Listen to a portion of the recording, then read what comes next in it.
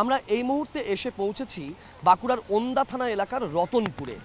বাঁকুড়ার দিক থেকে ঝাড়গ্রামগামী অর্থাৎ পশ্চিম মেদিনীপুরগামী ৯ নম্বর রাজ্য সড়কের ওপরে এই অংশে আমরা যেখানে দাঁড়িয়ে রয়েছি সেটির নিচে দিয়ে বয়ে চলেছে বিড়াই খাল।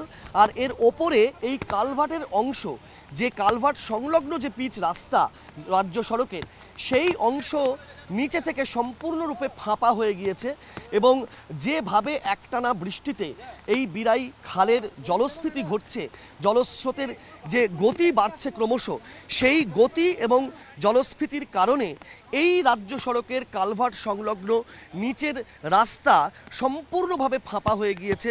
শুধুমাত্র ওপরের পিচের অংশটুকু লেগে রয়েছে, বাকি নিচ থেকে সমস্ত কিছু ধুয়ে মুছে চলে গিয়েছে। অর্থাৎ যে কোনো মুহূর্তে এই অংশের যে পিচ রাস্তা সেটা ধসে যাবে, বসে যাবে এবং বাঁকুড়ার সঙ্গে পশ্চিম মেদিনীপুরের যে সড়ক যোগাযোগ সেটাও কিন্তু মুহূর্তের মধ্যে স্তব্ধ হয়ে যাবে। শুধুমাত্র সময়ের অপেক্ষা। বিপর্যয় এবং ভয়াবহতা এমন জায়গায় এসে পৌঁছেছে যে সকাল থেকেই ওন্দা থানার পুলিশ এবং স্থানীয় প্রশাসন তারা এই কালভার্টের ওই অংশ এবং এই অংশ দুদিকেই গার্ডরেল দিয়ে ব্যারিকেড করেছেন এবং সাধারণ মানুষ, পথ চলতি মানুষরাও যাতে এই ডান দিকের অংশটাতে না আসেন, যাতে যে কোনো মুহূর্তে সেটা ধসে গেলে প্রাণহানি হতে পারে, ক্ষয়ক্ষতি হতে পারে, সেইটা যাতে না হয় সেই ব্যবস্থা তারা করছেন।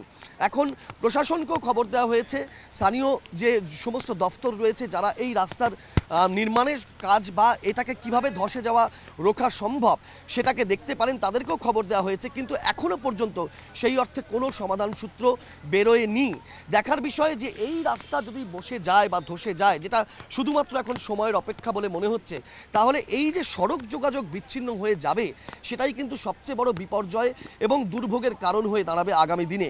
কারণ একটানা বৃষ্টি চলছে, বাঁকুড়ার বিভিন্ন জায়গা প্লাবিত হয়ে যাচ্ছে এবং সেই সমস্ত বন্যা কবলিত এলাকাগুলোতে ত্রাণ নিয়ে কিংবা সাহায্য নিয়ে প্রশাসনকে যদি পৌঁছতে হয় তাহলে তার সড়ক যোগাযোগের ওপরে, গাড়ি যোগাযোগের ওপরেই ভরসা রেখে করতে হয়। কিন্তু যেভাবে একের পর এক জায়গায় রাস্তা ধসে যাচ্ছে, বসে যাচ্ছে, বিচ্ছিন্ন হয়ে যাচ্ছে যোগাযোগ, সেখানে সেই ত্রাণ নিয়ে বা সাহায্য নিয়ে পৌঁছানোটাই এখন সবথেকে বড় চ্যালেঞ্জের কাজ হয়ে দাঁড়াচ্ছে বাঁকুড়া জেলা প্রশাসনের কাছে। দেখার বিষয় কিভাবে এখান থেকে পরিত্রাণ পাওয়া যায় বা আদৌ পরিত্রাণ পাওয়া যায় কিনা। আবহাওয়া দপ্তর বলছে বৃষ্টি এখনও চলবে। এই বৃষ্টি যদি এইভাবেই চলে তাহলে বিপর্যয় যে আরও বাড়বে দিনে দিনে সেটা কিন্তু বলাই বাহুল্য।